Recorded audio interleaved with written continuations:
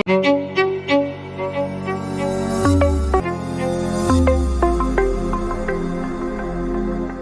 keadaan muslimin pada saat itu sudah sangat terpojok, maka Nabi SAW mulai mencari dukungan dan lahan dakwah baru yang lain selain Taif dan Mekah.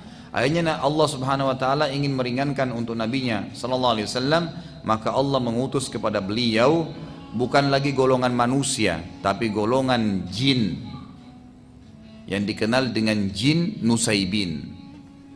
Jadi saya katakan tadi di poin kita ini ada dakwah kota Taif, ini sudah selesai. Sekarang kita pindah ke poin kedua adalah jin Nusaibin, dan setelahnya kita akan masuk ke kisah Isra dan Mi'raj. Baik.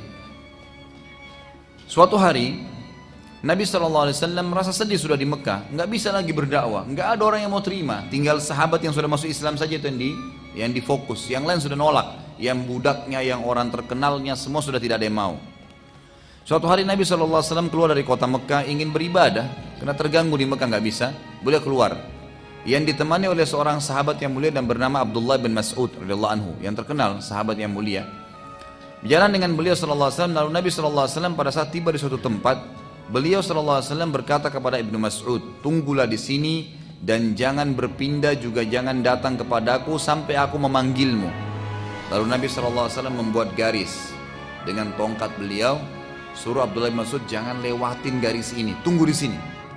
Abdullah bin Mas'ud meriwayatkan dalam hadis Bukhari berkata, lalu Nabi SAW berjalan dan tidak seberapa jauh dari tempat itu, tempat beliau Ibnu Mas'ud lagi berdiri, beliau SAW tiba-tiba duduk sambil membaca Al-Quran dengan suara yang sangat keras. Pada saat itu terdapat beberapa jin dari wilayah Nusaibin. Nusaibin ini wilayah di Irak ya. Ada beberapa jin, dikatakan jin Nusaibin, sedang lewat dan sedang mencari tahu kejadian apa yang sedang terjadi di muka bumi, sampai-sampai mereka tidak bisa lagi mendengarkan langsung berita-berita dari langit. Jadi sebelum Nabi SAW diutus, itu jin dalam hadis Bukhari dikatakan saling susun-susun, 1, 2, 3 sampai ke langit. Ini Anda bisa bayangkan nih bagaimana jauhnya itu ya. Sekarang saja para ilmuwan dengan teknologi canggih mengatakan mustahil manusia bisa menjamah langit dengan tangannya, nggak mungkin.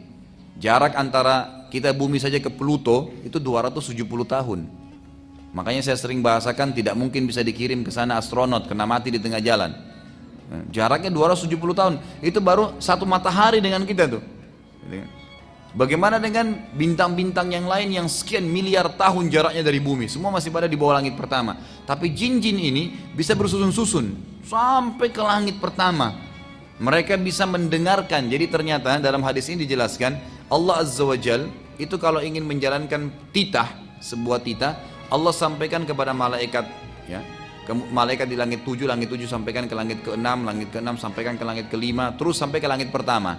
Nanti malaikat di langit pertama ini yang memerintahkan atau menyampaikan kepada malaikat-malaikat yang bertugas di bumi, yang mengurus gunung, di mana turun hujan, siapa yang mau mati, siapa yang ini, disampaikan kepada malaikat-malaikat yang akan bertugas di bumi gitu kan. Nah, jin-jin ini naik ke atas untuk dengar informasi. Ini sana hujan besok, oh di sini ada mati fulan, oh ini akan jadi gempa. Dia dengar semua informasi besok, kan gitu. Nah, nanti jin-jin ini akan bekerja sama dengan penyihir-penyihir dan penyamun.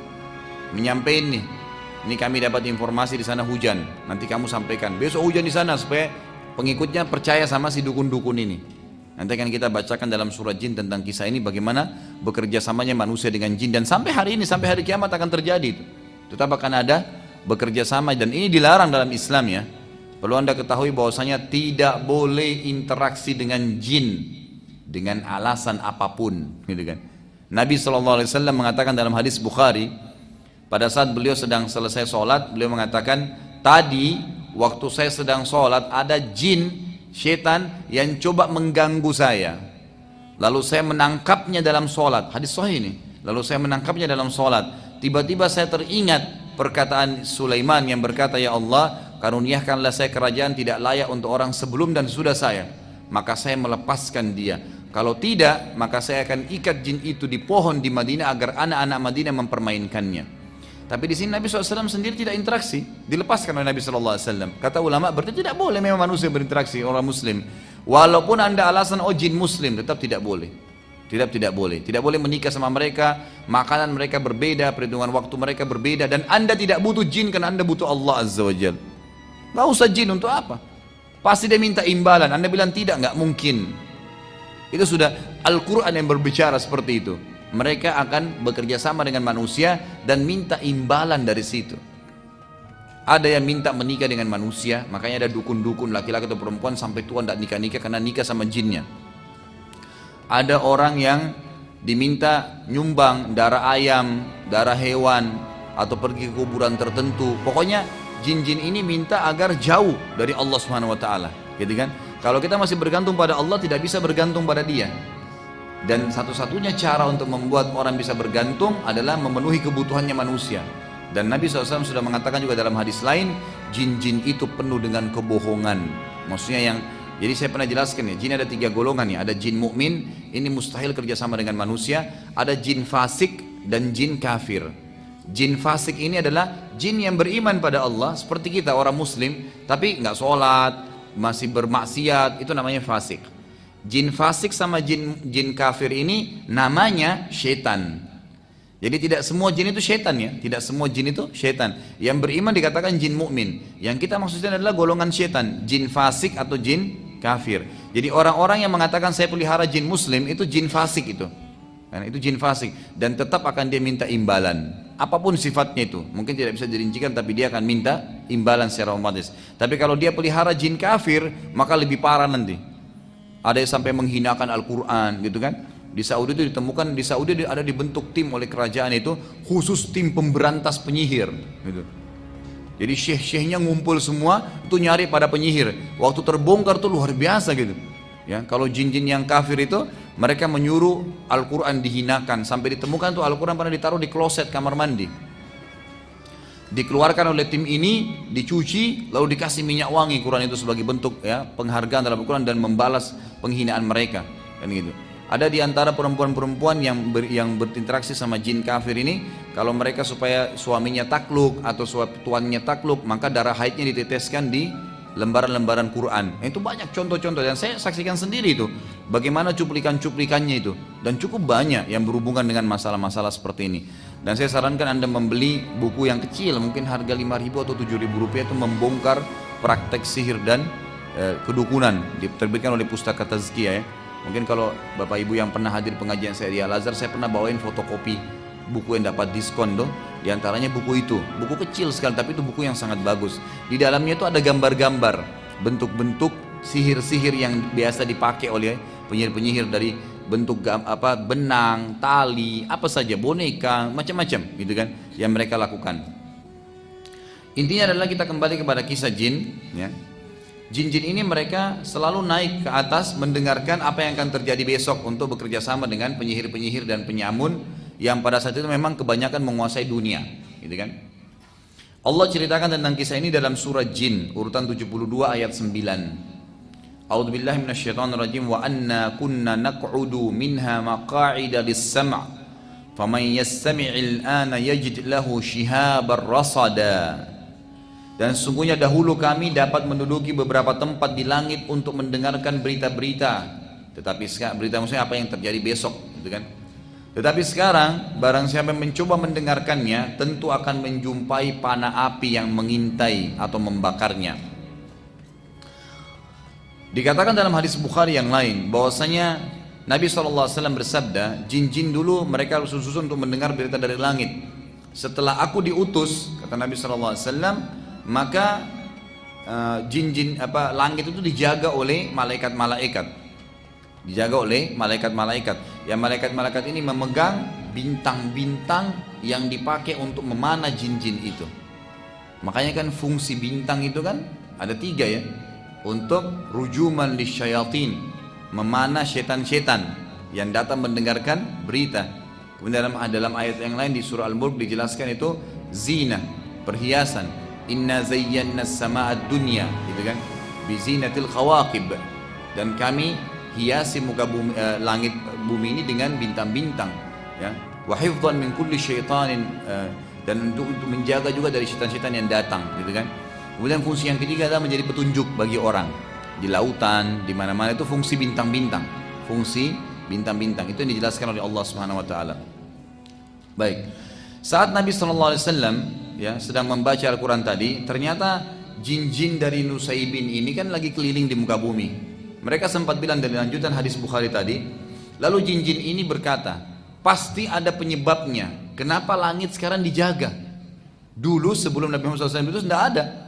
Boleh sama Nabi Musa, Nabi Daud, semua Nabi sebelum Nabi Muhammad SAW itu mereka masih bisa dengar. Makanya masih bersaing antara dakwah Nabi dengan para penyihir ini gitu kan. Setelah Nabi SAW itu tidak bisa lagi, malaikat jaga, mereka dipanahin. Walaupun masih ada yang sempat lolos tapi sedikit gitu kan. Itu pun sempat dipanah. Nanti akan dijelaskan juga dalam surat jin itu bagaimana Allah Subhanahu wa taala menjelaskan ada di antara mereka yang sempat lolos, mendengarkan sedikit langsung mereka turun lagi. Dan itu pun dipanah oleh para malaikat tadi. Waktu mereka bilang, akhirnya mereka bilang pasti ada sesuatu terjadi di muka bumi, nggak mungkin. Ada penyebabnya nih, kenapa tidak bisa dengar lagi. Maka sekelompok jin Nusaybin keliling di muka bumi ini pas lewat di Mekah dan melewati tempat Nabi Muhammad SAW lagi baca Quran tadi. Nah ini sebenarnya dengan hikmah Allah SWT, Allah memang yang sengaja mengutus jin-jin ini gitu kan. Saat melewati Nabi SAW, jin-jin Nusaybin ini mereka pun berhenti dan berkumpul untuk mendengarkan apa yang Nabi SAW sedang baca. Ini menandakan jin itu membaca, gitu kan? Dan bukan mustahil jin itu juga hadir dalam majelis ilmu. Ya, bukan mustahil sekarang sebelah anda ada jin, tapi nggak usah takut. Nggak perlu takut kecuali kepada Allah Subhanahu Wa Taala. Kata Ibnu Mas'ud radhiyallahu anhu yang meriwayatkan hadis ini, aku melihat sekelompok makhluk laki-laki yang kepala mereka seperti kendi-kendi besar. Ibnu Mas'ud sempat lihat gitu kan. Lalu aku pun berdiri karena khawatir akan keadaan Nabi SAW. Lalu Nabi SAW memberikan isyarat agar aku tetap duduk. Nabi tahu Ibnu Mas'ud akan berdiri. Nabi kasih isyarat gitu kan, tak boleh tetap duduk. Karena banyaknya jin yang datang mendengarkan Al-Quran sampai kata Ibnu Mas'ud, aku tidak bisa lagi melihat Nabi SAW karena dipenuhi oleh orang-orang ini yang kepalanya seperti kendi-kendi dan mereka tinggi besar gitu kan. Allah Subhanahu Wa Taala menceritakan tentang kejadian tersebut, masih lanjutan surah jin tadi. Jadi kita dibahas banyak surah jin karena memang surah jin menjelaskan tentang masalah itu. Surah jin urutan 72 ayat 19 menceritakan tentang bagaimana Nabi SAW dikerumuni oleh jin-jin Nusaybin itu. A'udzubillahi minasyaitonir wa annahu lamma qama Abdullah yad'uhu kadu yakununa alaihi libada. Dan bahwasanya sewaktu hamba Allah Muhammad SAW berdiri hendak menyembahnya dengan membaca Al-Quran, hampir saja jin-jin itu mendesak untuk mengerumuninya. Ini ayat Quran, surah jin ayat 19. Saat mendengarkan Al-Quran, maka jin-jin tersebut jadi memahami apa saja yang telah terjadi, termasuk penipuan iblis kepada mereka bahwasanya ada sesembahan selain Allah. Jadi kisahnya begini, iblis ini sebenarnya golongan jin. Salah kalau ada yang mengatakan iblis itu rajanya jin, salah. Kan gitu. Iblis bukan seperti Adam alaihissalam, bukan. Adam adalah ayah kita semua. Kalau iblis bukan. Kata ulama tafsir yang paling kuat pendapat waktu Allah Subhanahu Wa Taala menyuruh iblis untuk sujud, gitu kan. Itu sebenarnya ada jin-jin, gitu kan.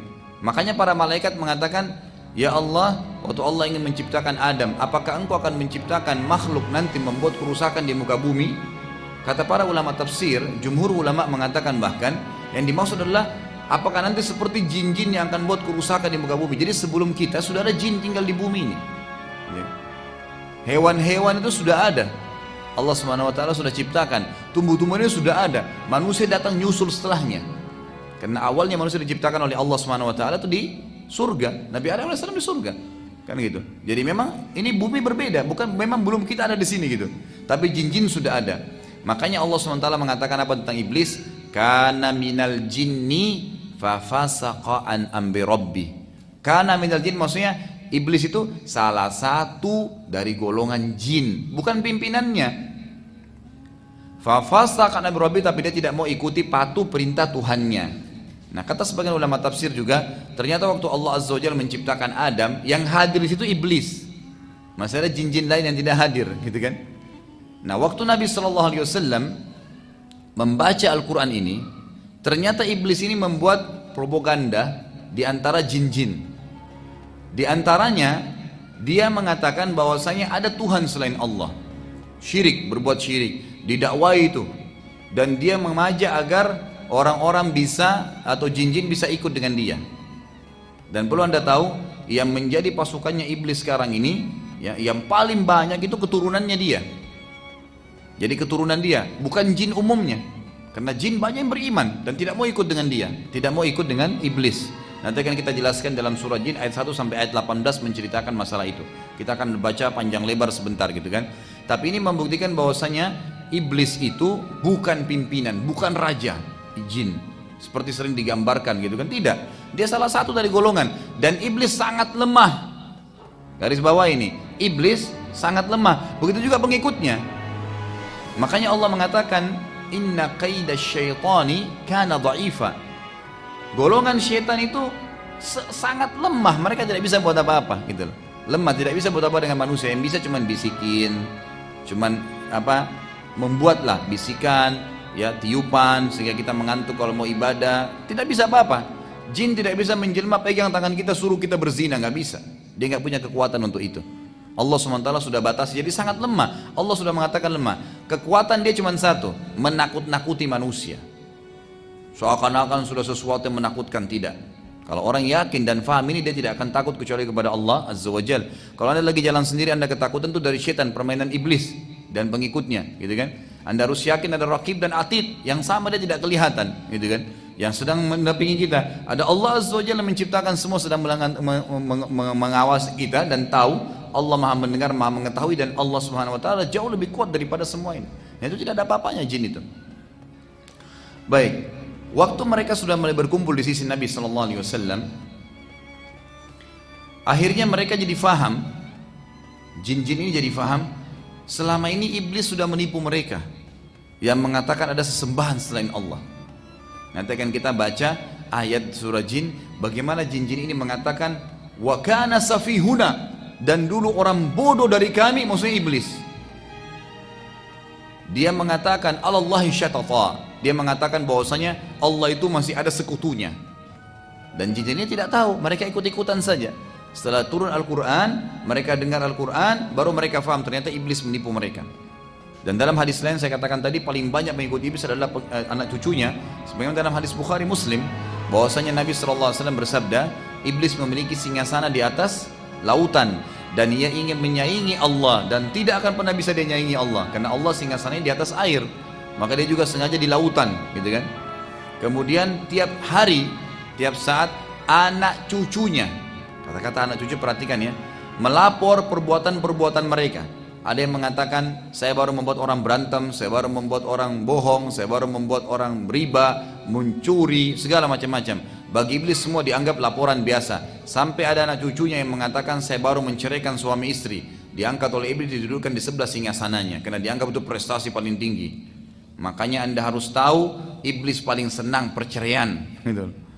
Jadi jangan pernah cerai. Godaannya apapun, isti'adzah, lawan, perbaikin. Tantangan hidup anda itu, gitu kan. Kenapa harus cerai?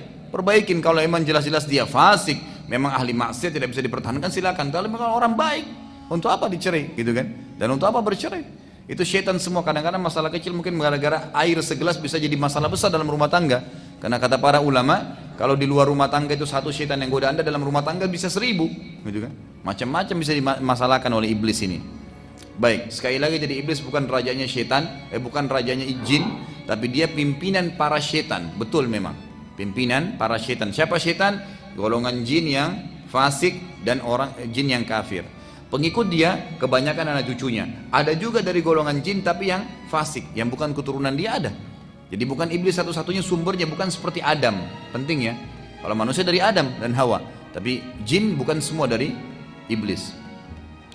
Dalilnya adalah Allah SWT ceritakan dalam surah Jin urutan 72 ayat 1 sampai ayat 18. Teruskan sebelum saya baca ayatnya, dulu waktu saya masih SD, saya masih ingat tuh teman-teman saya di kelas pernah bilang, waktu masih di Makassar dulu, sempat ada yang bilang, kalau baca surah Jin itu nanti jinnya hadir, gitu kan. Saya masih ingat tuh, gitu kan. Setelah saya pelajari di Madinah, ini dari mana ini, di Karang-Karang, gitu kan. Tidak ada urusannya, tidak ada hubungannya dengan, berarti kalau dianggap di Indonesia itu ada pemahaman gitu, dengan baca surah Jin bisa panggil jin. Siapa yang bilang? Kebetulan namanya surah Jin, karena menceritakan tentang jin-jin yang mendengarkan dakwah Nabi SAW. Tidak ada hubungannya. Jin biar tidak baca ini tetap ada di sebelah anda, gitu kan? Dia hidup berkisar kita sama. Seperti udara yang Anda hirup, seperti buah yang Anda makan, mereka juga ada hidup tapi berbeda. Kan gitu. Makanannya beda, alamnya berbeda, postur tubuhnya berbeda, beda memang alam lain, memang berbeda. Nggak boleh diikut-ikutin.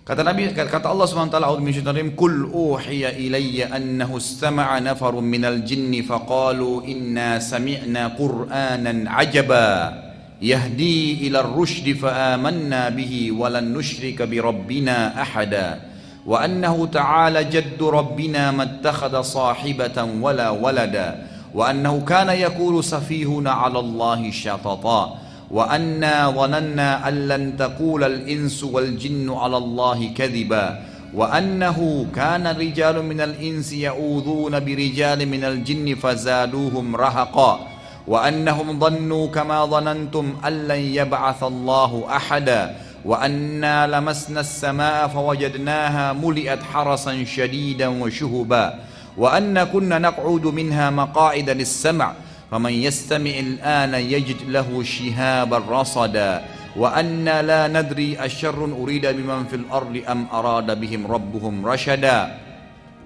وأن منا الصالحون ومنا دون ذلك كنا طرائق كددا وأنا ظننا أن لن نعجز الله في الأرض ولن نعجزه هربا وأنا لما سمعنا الهدى آمنا به فمن يؤمن بربه فلا يخاف بخسا ولا رهقا وأنا منا المسلمون ومنا القاسطون فمن أسلم فأولئك تحروا رشدا وأما القاسطون فكانوا لجهنم حطبا وأن لو استقاموا على الطريقة لأسقيناهم ماء غدقا لنفتنهم فيه ومن يعرض عن ذكر ربه يسلكه عذابا صعدا وأن المساجد لله فلا تدعوا مع الله أحدا. Ayat pertama, katakanlah wahai Muhammad, telah diwahyukan kepadaku bahwasanya sekelompok jin telah mendengarkan Al-Quran. Lalu mereka berkata, sesungguhnya kami telah mendengarkan Al-Quran yang menakjubkan. Jin kagum sama Al-Quran. Anda nggak perlu jimat-jimat. Jin aja kagum sama Quran, kok Anda kagum dengan jimat? Aneh sekali, gitu kan? Ayat kedua, yang memberi petunjuk pada jalan yang benar. Al-Quran ini luar biasa power, gitu kan? Memberi petunjuk, bisa menyentuh hati orang menangis, bisa menyentuh hati orang jadi takut, bisa menyentuh hati orang jadi senang. Luar biasa Al-Quran itu. Cuman tinggal mau nggak dijadikan sebagai petunjuk. Lalu kami beriman kepadanya. Perhatikan di sini kata ulama tafsir, spontan. Jin punya hitungan waktu yang berbeda dan mereka khusus untuk mencari hidayah yang berimannya lebih cerdas daripada manusia. Ada banyak istidlalnya berhubungan dengan masalah ini, ada banyak bukti-buktinya. Di antaranya adalah kata Allah SWT tadi, pada saat mereka dengar Al-Quran itu cuma dibacain beberapa ayat ya, bukan semua Quran, beberapa ayat. Langsung yang memberi petunjuk pada yang benar, lalu kami beriman kepadanya. Langsung, oh ini sudah benar, nggak mungkin salah, langsung diikutin, nggak ragu, gitu kan? Dan kata Nabi SAW, waktu Allah Subhanahu Wa Taala menurunkan ayat surah Rahman, fabi ayyi ala'i rabbikuma tukadziban, lalu nikmat apa lagi yang kalian mau pungkiri? Maka kata Nabi SAW, golongan dari jin langsung berkata, tidak ada lagi ya Allah yang kami bisa bantah, dan kalian tidak berbicara itu. Kata Nabi SAW kepada manusia, kalian tidak bicara. Jin langsung spontan takut kepada Allah Azza wa Jal, gitu kan? Lalu dikatakan, dan kami sekali-kali tidak akan menyekutukan seorang pun dengan Tuhan kami. Ayat ketiga, dan bahwasanya maha tinggi kebesaran Tuhan kami. Jin-jin ini memuji Allah Azza wa Jal, mengakui itu. Dia tidak beristri dan tidak pula beranak. Ayat keempat, dan bahwasanya orang yang kurang akalnya dari kami, maksudnya adalah iblis. Jin-jin ini mengatakan, wa kana yaqulu safihuna, dan dulu safihuna itu orang bodoh dari kami. Yaqulu 'alallahi syatata, dia mengatakan tentang Allah perkataan yang melampaui batas, bahwasanya Allah punya istri dan punya anak. Jadi dari ayat ini dibongkar, kata ulama tafsir, keyakinan orang Nasrani sekarang itu murni dari iblis. Bahwasanya ya Allah punya istri dan punya anak. Sebagian sekte Nasrani mengatakan tidak, bukan ayahnya Isa itu ya Allah, tapi tetap dia anak Tuhan. Bagaimana cara memahami ini? Kan tidak mungkin, tidak ketemu, tidak connect gitu. Maka ini kata di sini dibongkar oleh para jin, dulu yang nyebarin berita itu adalah iblis. Dan itu orang bodoh dari kami. Jin yang berkata tentang iblis. Anehnya masih ada orang mau ikuti iblis. Jin aja tolak dia gitu. Baik, ayat kelima. Dan sesungguhnya kami mengira, ya, kata jin-jin ini, bahwa manusia dan jin sekali-kali tidak akan mengatakan kepada Allah perkataan yang dusta. Kata ulama tafsir yang dimaksud adalah, jadi jin-jin ini mereka masih polos, mereka nggak tahu. Jadi pada saat iblis mengatakan Allah itu punya anak, punya istri, gitu kan? Seperti perkataan yang tersebar di Nasrani, banyak jin-jin tahu. Oh iya mungkin ya, mungkin karena iblis lebih tahu. Mereka jadi ikut. Maka yang terjadi, jin-jin ini mengatakan, dan sungguhnya kami mengira, kami nggak sangka kalau iblis berani bohong dengan Allah, bahwa manusia dan jin sekali-kali tidak akan mengatakan perkataan dusta kepada Allah. Ternyata masih ada yang bohong dusta pada Allah gitu. Ayat ke-6, dan bahwasanya ada beberapa orang laki-laki di antara manusia yang meminta perlindungan kepada beberapa laki-laki dari jin, maka jin-jin itu menambah bagi mereka dosa dan kesalahan. Sebagian sebab turunnya ayat ke-6 dan ayat ke-7 ini, ternyata Bapak Ibu sekalian, orang-orang Arab dulu, tradisinya mereka, tradisi orang-orang kafir Quraisy itu mereka kalau lagi dalam perjalanan, kemudian nginap di sebuah tempat. Kalau dulu kan lembah ya, di padang pasir lembah, itu tidak ada angin, tidak ada apa nih, tiba-tiba saja pimpinan mereka setiap kali singgah di satu tempat keluarin makanannya setengah, lalu dia pergi ke tengah-tengah lembah, dia bilang, wahai penjaga lembah, gitu kan, ini setengah bekal kami, ambillah, jangan ganggu kami. Apa yang terjadi? Maka kata Allah SWT, fazaduhum rahaqa, jin-jin yang ada di situ tambah sombong. Nah ini kesempatan nih, makin disesatin, makin dibuat takut-takut. Makanya saya bilang itu hari, jangan pernah takut kecuali kepada Allah Subhanahu wa ta'ala. Allah pencipta semuanya, gak perlu takut. Manusia sebesar apapun, raksasa depan anda, sekuat apapun dia, kalau dia zalim, dia salah, anda sama Allah, walaupun anda kecil, anda akan dimenangkan oleh Allah Azza wa Jalla. Allah punya cara itu. Makanya Allah SWT buktikan pada saat Daud, ya, itu sedang berperang melawan Jalut, mati Jalut besar, berapa kali lipat besar daripada badannya Daud alaihissalam, tapi mati di tangannya Daud alaihissalam. Itu kan Allah SWT buktikan itu. Lalu dikatakan di sini, maka jin-jin itu menambahkan bagi mereka dosa dan kesalahan. Ayat ketujuhnya, dan sesungguhnya mereka jin menyangka sebagaimana persangkaan kalian wahai orang-orang kafir Mekah, bahwasanya Allah tidak akan mengutus lagi seorang rasul. Ayat ke-8, dan sesungguhnya kami mencoba mengetahui rahasia langit. Ini yang saya katakan tadi, susun-susun tuh, mau dengar gitu kan. Maka kami mendapatinya penuh dengan penjagaan yang kuat dan panah-panah api. 9, dan sesungguhnya dahulu kami dapat menduduki beberapa tempat di langit untuk mendengarkan berita-beritanya, tetapi sekarang barang sampai mencoba mendengarkannya, tentu akan menjumpai panah api yang mengintai dan membakarnya. Ayat ke-10, dan sesungguhnya kami tidak mengetahui dengan adanya penjagaan itu, apakah keburukan yang dikehendaki oleh Allah di bumi, atau memang Allah menginginkan bagi mereka kebaikan. Jadi sudah nggak ada lagi informasi, sudah nggak bisa tahu, tinggal sesuai dengan takdirnya Allah. Sampai sebagian ulama mengatakan termasuk malaikat-malaikat ada yang di langit itu nggak tahu lusa terjadi apa. Allah instruksikan per hari, mereka tidak tahu sama sekali. Apalagi ada manusia yang mengaku tahu gaib, itu luar biasa. Dan ulama sudah sepakat mengatakan semua orang yang kerjasama sama jin itu bisa satu benar, 1000 salah. Kadang-kadang begitu, seperti orang main judi kan, satu kali dapat, biarpun 1000 kali dia kalah, tetap dia ingat yang satu itu. Syaitan hiasi, yang dia dapat untung 10 juta, dia lupa yang dia keluarin 1 miliar gitu kan. Syaitan hiasi itu, kebodohan gitu kan. Sekali dia sholat tahajud pernah, lalu dia pegang terus, dia lupa 1 tahun sudah nggak sholat tahajud, bangga dengan itu. Ya kadang-kadang godaan syaitan begitu ya. Saya kadang-kadang temuin di pengajian, saya sampaikan, jangan sampai kalau mau iman kita bertambah itu nyari orang yang lebih buruk. Misal contoh, kenapa anda nggak sholat? Saya masih mending Ustaz, karena saya masih sholat asar. Ada teman saya nggak sholat sama sekali. Patokannya orang yang lebih buruk. Jadi akhirnya dia merasa dirinya lebih baik. Itu syaitan hiasi itu. Mestinya kan, oh iya saya belum sholat, saya masih baru asar. Mestinya saya seperti teman saya yang 5 waktu sholat. Ya mestinya gitu. Syaitan buat kita bangga dengan amal kita itu. Orang pergi haji, oh saya juga sudah pernah haji. Salah, ya Allah saya juga pengen haji seperti mereka lagi. Itu yang benar. Harus melangkah lebih maju, bukan malah mundur ke belakang gitu kan. Itu termasuk godaan syaitan yang harus hati-hati. Lalu poin atau ayat ke-11, dan sesungguhnya di antara kami ada orang-orang yang saleh. Ini adalah jin-jin muslim tadi, jin mukmin yang tidak akan kerja sama manusia. Dan ada pula yang tidak demikian halnya, fasik ya, dan kafir. Kami menempuh jalan yang berbeda-beda seperti manusia. Dan di sini ulama tafsir mengatakan ayat-ayat surah jin sudah cukup sebenarnya bagi setiap manusia sampai situ. Jangan lagi dalami alam jin, nggak perlu. Bagaimana mereka menikah, mereka tinggal di mana, seperti apa kehidupannya, nggak perlu kita dalamin itu. Cukup kita tahu ada makhluk namanya jin, seperti selesai.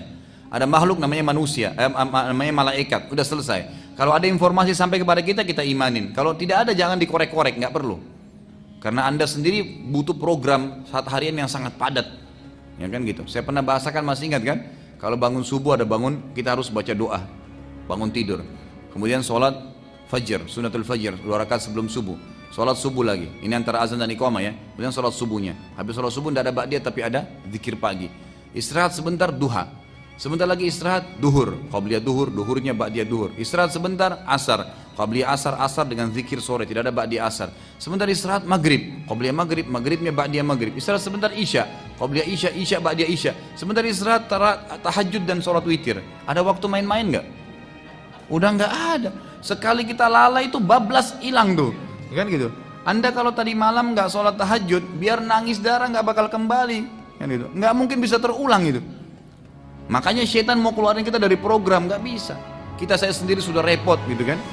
Anda coba yang perhatikan yang sudah biasa jaga zikir pagi sore, pernah nggak rutin nggak pernah ketinggalan? Nggak bisa. Kita masih kadang-kadang lewat kebablasan. Syaitan bisikin tuh sebentar di jalanan bisa, sebentar di sini bisa, supaya kita lalai, gitu kan? Tinggalin. Apalagi yang tidak pernah zikir sama sekali. Itu bagaimana caranya? Program Anda sudah padat dari Allah. Jangan sibukkan diri lagi dengan alam jin dan alam-alam yang lain, gitu kan? Udah selesai. Kita akan dihisab oleh Allah. Nomor 12 ayat 12, dan sesungguhnya kami mengetahui bahwasanya kami sekali-kali tidak dapat melepaskan diri dari kekuasaan Allah. Perhatikan, ayat ini luar biasa. Para jin berkata, dan sesungguhnya kami mengetahui bahwasanya kami sekali-kali tidak akan dapat melepaskan diri dari kekuasaan Allah di bumi, di muka bumi, dan kami tidak bisa lari darinya. Hanya dengan bacain ayat Quran, jinnya bisa mati tuh kalau lagi di ruqyah. Kepanasan teriak-teriak jinnya, gitu kan? Saya berapa kali ruqyah orang teriak-teriak, padahal yang kita baca cuma ayat gitu. Kita nggak tahu bagaimana Allah Azza wa Jalla membakar dia. Sampai ulama sepakat mengatakan kalau dibacain terus ayat bisa mati dia, kebakaran, kepanasan, makanya dia kesakitan, gitu kan? Itu kuasa Allah Subhanahu wa taala. Jadi minta kepada Allah bukan kepada jin. Allah yang Maha Kuasa. Ayat 13, dan sungguhnya kami tak kala mendengar petunjuk Al-Qur'an, kami beriman kepadanya spontan. Barang siapa beriman kepada Tuhannya, maka ia tidak akan takut akan pengurangan pahala dan tidak takut pula akan penambahan dosa juga kesalahan. Ayat 14, dan sungguhnya di antara kami ada orang-orang yang taat dan ada orang-orang pula yang menyimpang dari kebenaran. Barang siapa yang taat, maka sungguhnya mereka itu telah memilih jalan yang lurus. Ayat 15, adapun orang-orang yang menyimpang dari kebenaran, maka mereka menjadi kayu bakarnya neraka jahanam. Wa na'udzubillah. Ayat ke-16, dan bahwasanya bila mereka berada pada jalan yang lurus tersebut, agama Islam, mentaati apa yang diajarkan Nabi SAW, benar-benar kata Allah, kami akan memberi mereka air minum yang segar dan rezeki yang banyak. Kata di sini air minum yang segar, kata para ulama tafsir, di dunia dan di akhirat akan minum dari sungai yang ada di surga. Ayat 17, dan kami coba mereka pada jalan yang lurus tadi. Akan ada cobaan-cobaan yang datang untuk meningkatkan kualitas iman kita, gitu kan? Karena cobaan kalau datang akan Allah menyuruh, kalau Allah sedang menguji Anda pada satu cobaan, berarti Allah mau Anda dobrak, keluar, cari jalan keluar dari masalah itu. Jangan malah bilang, ya Allah, Allah uji saya diam aja di rumah, enggak. Tiba-tiba ban motornya pecah, tantangan tuh, apa yang saya harus kerjain? Cari tambalan ban. Alhamdulillah, mungkin Allah memang ingin mengampuni dosa saya dengan ini. Mungkin sudah ajalnya ban saya, sudah, gitu kan. Jadi nggak ada masalah, karena saya sudah katakan tuh hari semua punya ajal. Semua punya batas waktu, bukan cuma kita mati, ya. Baju, piring yang pecah, apa saja, semua itu punya ajal. Sebagaimana sabda Nabi SAW pada saat seorang pembantu sahabat memecahkan piring, lalu dia marah-marah, kata Nabi SAW, jangan kamu marah dengan pembantumu karena piring itu punya ajal sebagaimana kalian punya ajal. Kalau nggak pecah di tanganmu akan pecah, kalau nggak pecah di tangannya akan pecah di tanganmu. selesai. Maka harus ditahu itu, semua ada batas-batasnya. Kemudian ayat 17-nya, dan kami coba mereka pada jalan yang lurus tadi, akan diuji oleh Allah SWT. Dan barang siapa yang berpaling dari Tuhannya pada saat cobaan sedang datang, malah dia tidak kembali kepada Allah SWT, niscaya akan kami masukkan ke dalam azab yang berat. Karena sungguhnya cobaan itu untuk membuat kita lebih dekat kepada Allah SWT. Ayat ke-18 yang terakhir, dan sungguhnya masjid-masjid itu kepunyaan Allah, maka janganlah kalian menyembah selain Allah di dalamnya. Tidak boleh ada kuburan, tidak boleh ada macam-macam. Setelah kejadian tersebut, maka jin beriman. Jin dari Nusaybin spontan beriman pada Nabi SAW. Dan anehnya yang terjadi, perhatikannya, ini langkah yang luar biasa dari para jin, kadang-kadang mendahului manusia dari poin ini. Mereka pulang lalu mendakwai kaumnya, langsung menjadi dai, dakwai apa yang mereka sudah dapatkan. Dan Allah SWT menceritakan itu dalam surah Al-Ahqaq, urutan 46 ayat 29 sampai ayat 31. Al-Ahqaq 46 urutannya ayat 29 sampai ayat 31. A'udzubillahi minasyaitonir rajim. Wa idz sarafna ilaika nafaran minal jinni yastami'una al-Qur'ana falamma hadaruhu qalu ansitu. Falamma qudiya wallaw ila qaumihim munzirin. Qalu ya qaumana inna sami'na kitaban unzila min ba'di Musa musaddiqan lima baina yadayhi yahdi ilal haqq. Yahdi ilal haqqi wa ila tariqin mustaqim. Ya qaumana ajibu da'i Allahi wa aminu bihi yaghfir lakum min dhunubikum wa yujirkum min adzabin alim. Ini salah satu ayat yang dibaca kalau sedang ruqyah.